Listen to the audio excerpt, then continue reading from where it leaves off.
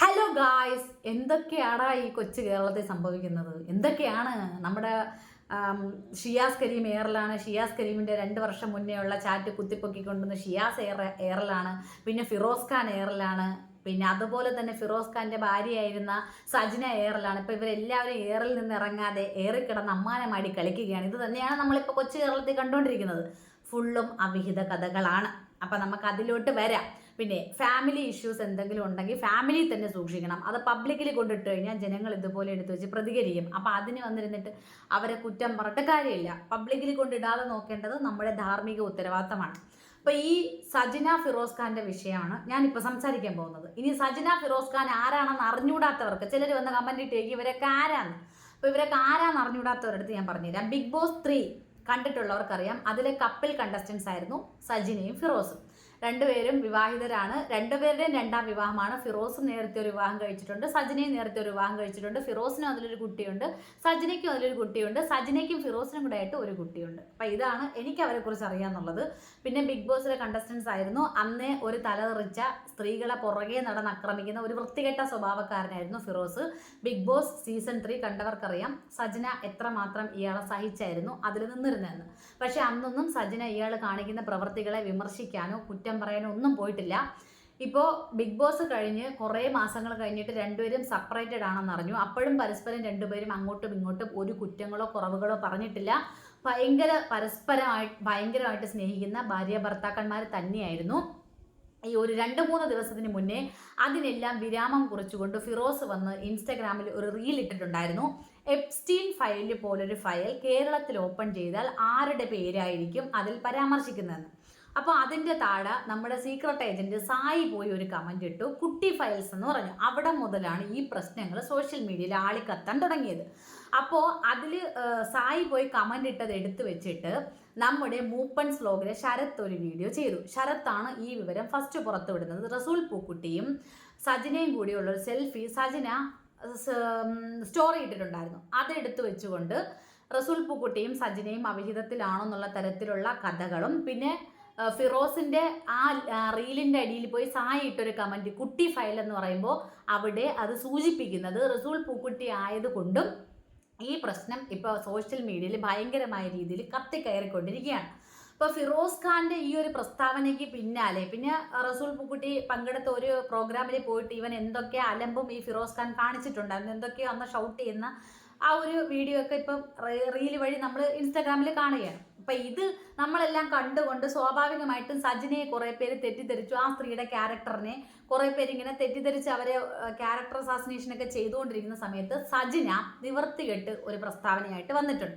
അപ്പോൾ സജിന ഒരു ഡിവോഴ്സി ആയിട്ട് നിൽക്കുന്ന ഒരാളാണ്. ഒരു തവണയല്ല 2 തവണ. ആദ്യ വിവാഹം കഴിച്ച് അയാളെ ഡിവോഴ്സ് ചെയ്തിട്ടാണ് ഫിറോസിന് 2ാമത് സജിന കല്യാണം കഴിക്കുന്നത്. അപ്പോൾ സജിന വിവാഹമോചിതയായി അല്ലെങ്കിൽ ഫിറോസുമായിട്ട് സെപ്പറേറ്റഡ് ആയിട്ട് നിൽക്കുമ്പോൾ സജിന കുറച്ച് ക്ലീവേജ് ഒക്കെ കാണിച്ച് ഡ്രസ്സ് ഇട്ടിട്ട് വരുമ്പോൾ തന്നെ ആളുകൾ ഇതിന് വേണ്ടിയിട്ടാണോ നീ ഭർത്താവിനെ ഒഴിവാക്കിയത് എന്നുള്ള തരത്തിലുള്ള കുത്തുവാക്കുകളും പരിഹാസങ്ങളും എല്ലാം അവഗണിച്ചുകൊണ്ട് ആ സ്ത്രീ തൻ്റെ ഇടത്തോടു കൂടി അവരുടെ ജീവിതത്തിൽ നിൽക്കുന്ന സമയത്താണ് അവരുടെ ഭർത്താവായിരുന്ന, ഇപ്പോഴും ഭർത്താവാണ്, ഇവർ ബന്ധം പിരിഞ്ഞിട്ടുണ്ടോ എന്ന് ഇവിടെ സെപ്പറേറ്റഡ് ആണ്.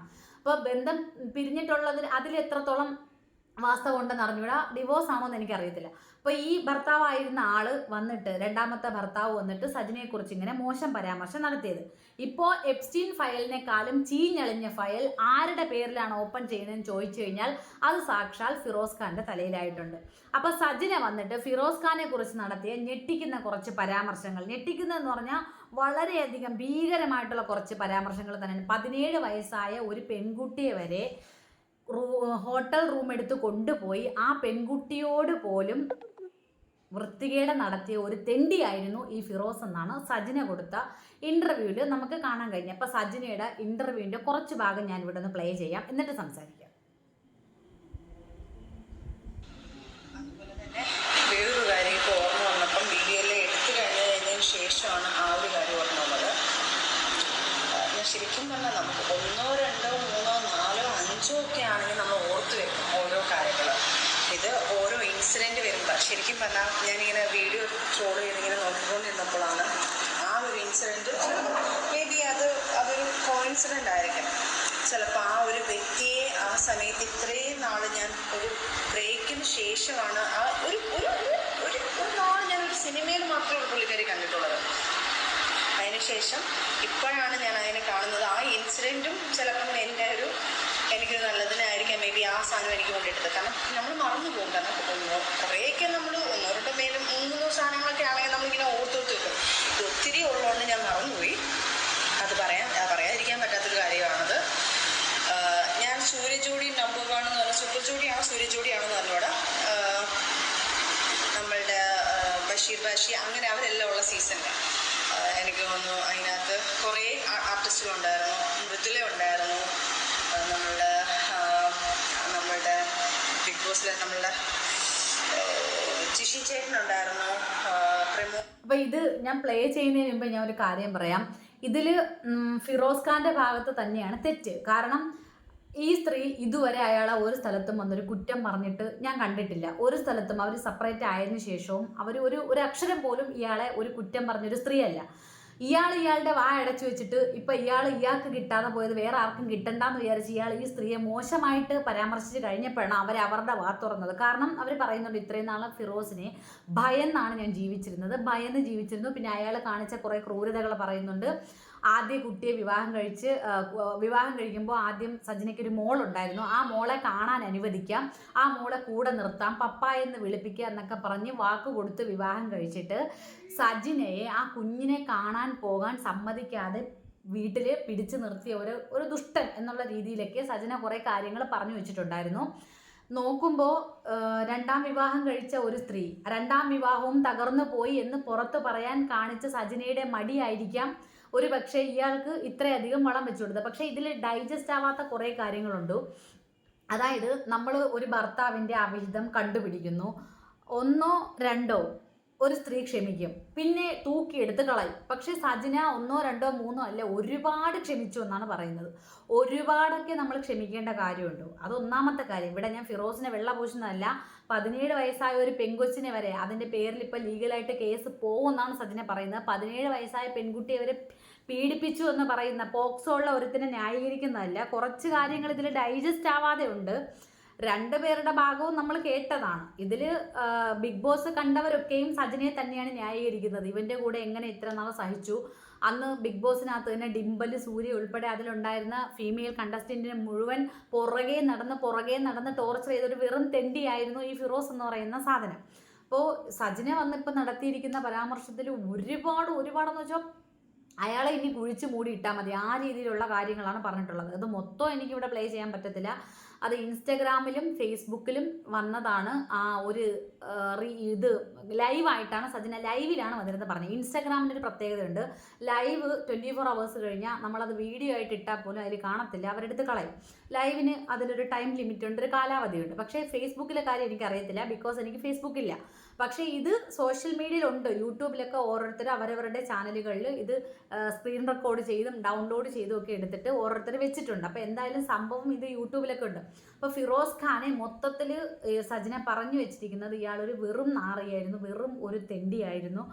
ഇയാൾ സജിനയെ പേടിപ്പിച്ച് ഒരുപാട് ടോർച്ചർ ചെയ്ത് ഒക്കെ നിർത്തിയിട്ടുണ്ടായിരുന്നു എന്ന് പറഞ്ഞു. ഓക്കെ, ഒരു പരിധിവരെ നമുക്ക് സമ്മതിക്കാം. 2ാം വിവാഹം ഫ്ലോപ്പായെന്ന് പറയാൻ പൊതുവെ സ്ത്രീകൾക്ക് ഒരു മടിയുണ്ടായിരിക്കും. പക്ഷേ പുരുഷൻ അങ്ങനെയില്ല. പുരുഷൻ ഇനി 5 കെട്ടിയാലും 6 കെട്ടിയാലും 10 കെട്ടിയാലും പുരുഷൻ ഉത്തമനാണ് നമ്മുടെ സൊസൈറ്റിയിൽ. ചിലപ്പോൾ അവർക്ക് ഭയന്നിട്ടായിരിക്കാം, അവർക്ക് ഒരു പിടിച്ചു നിൽക്കാൻ ഒരു കച്ചിത്തുരുമ്പ് ഇല്ലായിരുന്നിട്ടായിരിക്കാം അവരൊരു പക്ഷേ സൈലൻ്റ് ആയിരുന്നത്. ഒരു പക്ഷേ ഇയാളെ പേടിച്ചിട്ട് തന്നെയായിരിക്കാം. അയാളെ കാണുമ്പോൾ തന്നെ നമുക്ക് പേടിയാവും. അമ്മാതിരി ഒരു റൗഡി ലുക്കൊക്കെ ഉള്ള ഒരുത്തനാണ്.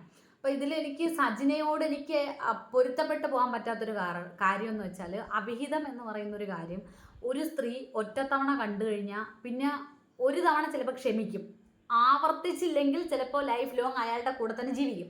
പക്ഷേ ഇതിൽ സജിന ഒരുപാട് തവണ സൂര്യജോഡി നമ്പർ 1 പോയപ്പോൾ ഇതിൽ ജിഷിൻ എന്ന് പറയുന്ന നടനെ ബഷീറൊക്കെ പേര് പറയുന്നുണ്ട്. അപ്പോൾ ഇവരെല്ലാം കണ്ടതാണ്. അവിടെ വേറൊരു സ്ത്രീയായിട്ട് ഫ്രഞ്ച് കിസ് അടിക്കുന്നത് കണ്ടു എന്ന് പറയുന്നുണ്ട്. പിന്നെ 17 വയസ്സായ പെൺകുട്ടിയുടെ കാര്യം പറയുന്നുണ്ട്. ഇത്രയും അറിഞ്ഞിട്ടും ഇയാളുടെ കൂടെ ജീവിച്ചു എന്ന് പറയുന്നതിൽ എനിക്കൊരു പൊരുത്തക്കേടുണ്ട്. അത് മാത്രമേ എനിക്ക് സജിനയുടെ ഭാഗത്തുനിന്ന് ഒരു പൊരുത്തക്കേടായിട്ട് തോന്നിയുള്ളൂ. അപ്പോൾ കേരളത്തിൽ എപ്സ്റ്റീൻ ഫയൽ പോലൊരു ഫയൽ ഓപ്പൺ ചെയ്ത് കഴിഞ്ഞാൽ ഇന്ന് റസൂൽ പൂക്കുട്ടിയുടെ പേരിൽ കുട്ടി ഫയൽസ് അല്ല, ഇന്ന് ഫിറോസ് ഖാൻ്റെ പേരാണെന്ന് മുഴങ്ങി കേൾക്കുന്നത്. ഇനി പോക്സോയ്ക്ക് പുള്ളിക്കാരൻ എന്നകത്ത് പോയി കിടക്കുമെന്ന് മാത്രം നമ്മൾ നോക്കിയാൽ മതി. 17 വയസ്സായ ഒരു കുട്ടിയുടെ കാര്യം ഇതിൽ പറയുന്നുണ്ട്. അവരുടെ പ്രൈവസിയെ മാനിച്ചിട്ട് ആ കുട്ടിയുടെ പേര് പറയാതെ ആ കുട്ടിയുടെ ഫാമിലിയെ കൊണ്ട് ആക്ഷൻ എടുപ്പിക്കുമെന്ന് സജിന പറയുന്നുണ്ട്. അപ്പം നമ്മൾ കാണും പോലെയൊന്നും അല്ല സെലിബ്രിറ്റി ലൈഫ്. നമ്മളൊക്കെ വിചാരിക്കും അയ്യോ ഇവരൊക്കെ ഭയങ്കര സന്തോഷത്തിലാണ്, ഭയങ്കര സമാധാനത്തിലാണെന്നൊക്കെ. രണ്ടാം വിവാഹമൊന്നും എല്ലാവർക്കും ഒന്നും ഓക്കെ ആവില്ല. അത് രണ്ടാം വിവാഹം കഴിച്ച എൻ്റെ ഒരു ഇത് പറയണമെങ്കിൽ ഒരു 70% പേരും രണ്ടാം വിവാഹത്തിലും ഫ്ലോപ്പായിരിക്കും. ഇപ്പം പൊതുവേ നമ്മൾ പറയും ആദ്യ വിവാഹം തകർന്ന ഒരാൾ രണ്ടാം വിവാഹം കഴിക്കുമ്പോൾ രണ്ടുപേരും രണ്ടാം വിവാഹക്കാരാണെങ്കിൽ അവർ പഴയ ജീവിതത്തിൽ ഇതൊക്കെ വെച്ചിട്ട് ഒരുപാട് പൊരുത്തപ്പെട്ട് പോകുമെന്നൊക്കെ. അതൊക്കെ വെറുതെയാണ്. രണ്ടാം വിവാഹം ആയിരുന്നാലും മനുഷ്യന്മാരാണ്, പൊരുത്തപ്പെട്ടു പോകാൻ പറ്റാത്ത കുറേ കാര്യങ്ങൾ കാണും. പിന്നെ രണ്ടാം വിവാഹം കഴിക്കുമ്പോൾ ഉറപ്പായിട്ടും ഇയാളുടെ ആദ്യ വിവാഹം എന്തുകൊണ്ട് ഫ്ലോപ്പായി എന്നൊന്ന് അന്വേഷിക്കുന്നത് നല്ലതായിരിക്കും. എൻ്റെ ഒരു അഭിപ്രായമാണ്. സജിന ഇതിൽ പറയുന്നുണ്ട് കൊച്ചിനെ നോക്കിക്കൊള്ളാമെന്നും പറഞ്ഞ് സ്നേഹം നടിച്ച് സജിനയെ ഇതിൽ കൺവിൻസ് ചെയ്യിച്ച് കല്യാണം കഴിച്ചതാണെന്ന് പറയുന്നുണ്ട്. അപ്പോൾ ഇപ്പോൾ സജിന പറയുന്നുണ്ട് ഇയാളുടെ ആദ്യ ഭാര്യയുടെ 150ഓളം പവൻ തൊലച്ച ഒരാളാണ് ഇയാളെന്ന്. അപ്പോൾ ഇന്ന് അത് അന്വേഷിച്ച സജിനയ്ക്ക് അന്ന് അത് അന്വേഷിക്കാനുള്ള കഴിവുണ്ടായിരുന്നില്ലേ എന്ന് ഞാൻ ചോദിക്കുന്നുണ്ട്. കാരണം പറയുമ്പോൾ എല്ലാം പറയണല്ലോ. ഒരിക്കലും ഫിറോസ് ഖാനെ വെള്ള പൂശുന്നതല്ല. 17 വയസ്സായ ഒരു പെൺകൊച്ചിനെ അവൻ റേപ്പ് ചെയ്തിട്ടുണ്ടെങ്കിൽ, കാര്യം 17 വയസ്സായ കൊച്ചിനെ ചെയ്യുന്നത് അത് കൺസെൻറ്റോടുകൂടി ചെയ്ത് ആ കുട്ടിയുടെ കൺസെൻറ്റോടുകൂടി ചെയ്തതെന്ന് പറയാൻ പറ്റൂല. കാരണം അത് റേപ്പ് തന്നെയാണ്. അപ്പോൾ ഒരു റേപ്പിസ്റ്റിനെ ന്യായീകരിക്കുന്നതല്ല. സജിന ഈ അനുഭവിച്ചതൊക്കെ ശരിയാണെങ്കിൽ ഇയാൾ ഭയങ്കര ക്രൂരനാണ്. എപ്സ്റ്റീൻ ഫയലിനേക്കാളും ചിലപ്പോൾ ക്രൂരനായ ഒരാളായിരിക്കാം ഈ ഫിറോസ് ഖാൻ എന്ന് പറയുന്നത്. അപ്പം ഈ സോഷ്യൽ മീഡിയയിൽ വന്നിട്ട് രണ്ടുപേരും അങ്ങോട്ടും ഇങ്ങോട്ടും ചെളിവാരി എറിയാതിരിക്കുക എന്ന് പറയുന്നത് ഒരു നല്ല കാര്യമാണ്. ഇപ്പോൾ ഒരാളുടെ വാ തുറന്നിട്ടാണ് ഒരാളെ വാ തുറന്നിട്ടാണ് മറ്റൊരാളുടെ വാ തുറപ്പിച്ചത്. ഇയാൾ ഇത് വായി മൂടി കെട്ടി വെച്ച് മിണ്ടായിരുന്നെങ്കിൽ ആ സ്ത്രീയുടെ പാട് നോക്കി ആ സ്ത്രീയുടെ വഴിക്ക് പോയനെ. അവരെ മോശക്കാരിയാക്കാൻ ശ്രമിച്ചപ്പോഴാണ് അവർക്ക് വാ തുറക്കേണ്ടി വന്നത്. ഇയാളുടെ എക്സ് വൈഫും കൂടെ പുറത്തു വന്ന് പറഞ്ഞു കഴിഞ്ഞാൽ അവരെയും വിരട്ടിയൊക്കെ വെച്ചിരിക്കുകയായിരുന്നു എന്നാണ് പറയുന്നത്. എക്സ് വൈഫ് കൂടെ പുറത്തു വന്ന് പറഞ്ഞു കഴിഞ്ഞാൽ ഈ 2 സ്ത്രീകളും കൂടെ ഒന്നിച്ച് നിന്നാൽ ഇയാളുടെ ഗതി അതോ ഗതി. അപ്പം ഇങ്ങനെയുള്ള വൃത്തികെട്ടവന്മാർക്ക് പെണ്ണ് കിട്ടും, നല്ല പയ്യന്മാർക്ക് കേരളത്തിൽ പെണ്ണ് കിട്ടുന്നില്ല. അത് നമ്മുടെ വേറൊരു വശം. അപ്പം എന്തായിരുന്നാലും മഞ്ജു വാര്യർ ദിലീപൊക്കെ അവരുടെ ഫാമിലി ലൈഫിൽ പാലിക്കുന്ന ഒരു മര്യാദയുണ്ട്, ഒരു മിനിമം മര്യാദ. അതായത് ഒരാളെ ഇട്ട് കൊടുക്കാതെ പരസ്പരം വാ തുറക്കാതെ. അറിയാം ചീഞ്ഞ് നാറും പുഴുക്കുമെന്ന്. അത് ചിന്തിക്കാതെ ഒരാളെ താറടിച്ച് കാട്ടാൻ വേണ്ടി ഇങ്ങനെ സൊസൈറ്റിയിൽ ഇറങ്ങിത്തിരിക്കുമ്പോൾ അവിടെ സ്വന്തം കാര്യങ്ങളും കൂടെ പുറത്തു വരും എന്ന് ചിന്തിക്കേണ്ടിയിരിക്കുന്നു എല്ലാവരും. മനസ്സിലായില്ലേ? ഒരാളെ മോശമാക്കാൻ ഒരിക്കലും സോഷ്യൽ മീഡിയ നമുക്ക് ചിലവിന് തരൂല. സോഷ്യൽ മീഡിയ നമുക്ക് ഒന്നും ചെയ്തു തരൂല. നമ്മളെ നല്ല രീതിയിൽ നശിപ്പിച്ചു തരും. സോഷ്യൽ മീഡിയ നമുക്കൊരു കുന്തവും എടുക്കാൻ പറ്റൂല. നമുക്ക് വേണമെങ്കിൽ കുറച്ച് പണം ഉണ്ടാക്കാം. നമ്മുടെ കുടുംബം വിറ്റിട്ടായിരുന്നാലും കൊണ്ട് ഇട്ട് കൊടുത്ത് മറ്റുള്ളവർക്ക് കൊണ്ട് ചീഞ്ഞ് നാറ ഇട്ട് കൊടുത്ത് കുറച്ച് പൈസ ഒപ്പിക്കാൻ പറ്റും ചാനലൊക്കെ ഉള്ളവർക്ക്. അതിൻ്റെ അപ്പുറത്തോട്ട് നാളെ ഒരു സമയം കഴിയുമ്പോൾ ഇത് നമ്മുടെ മക്കൾക്കും അവരുടെ കരിയറിനൊക്കെ ഭയങ്കര നാണക്കേടുള്ളൊരു കാര്യമാണ്.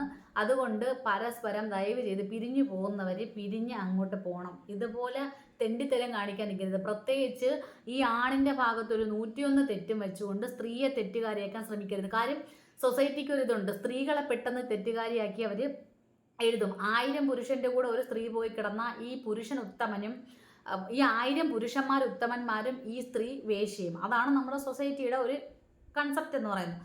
അപ്പം അതുകൊണ്ട് സ്ത്രീകളെ താറടിച്ച് കാണിക്കാൻ വേണ്ടി പുരുഷന്മാർ ഇങ്ങനെ വന്നിരുന്ന് പറയുമ്പോൾ ഫാമിലി ലൈഫിലുള്ള കാര്യം ഇങ്ങനെ പറയുമ്പോൾ തിരിച്ചങ്ങോട്ടും കിട്ടും. അപ്പോൾ തെളിവ് സഹിതം പറഞ്ഞു കഴിഞ്ഞാൽ അതും പിന്നെ ഇപ്പം കയ്യിൽ നിന്ന് പോകുന്ന തരത്തിലായി, പോക്സോ വരെ എത്തി.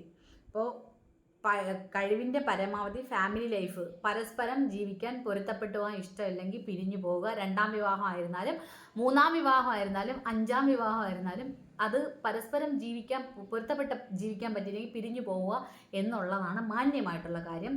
അതിന് 2 പേർക്കും അവകാശമുണ്ട്. അല്ലാതെ ഇതുപോലെ അങ്ങോട്ടും ഇങ്ങോട്ടും പറയാൻ നിന്ന് കഴിഞ്ഞാൽ സൊസൈറ്റി കിടന്ന് ചീഞ്ഞ് നാറി. ഇനി അയാൾ വന്നിരുന്ന് വാ തുറന്ന് എന്തൊക്കെയാണ് പറയാൻ പോകുന്നത് നമുക്ക് അറിഞ്ഞൂടാ. ഈ 2 ഭാഗവും കേട്ടിട്ട് റിയാക്ഷൻ വീഡിയോ ചെയ്യുന്നവർക്ക് കുറേ കണ്ടന്റ് ആവും. എനിക്ക് ഈ വിഷയത്തിൽ ഇത്രേ പറയാനുള്ളൂ.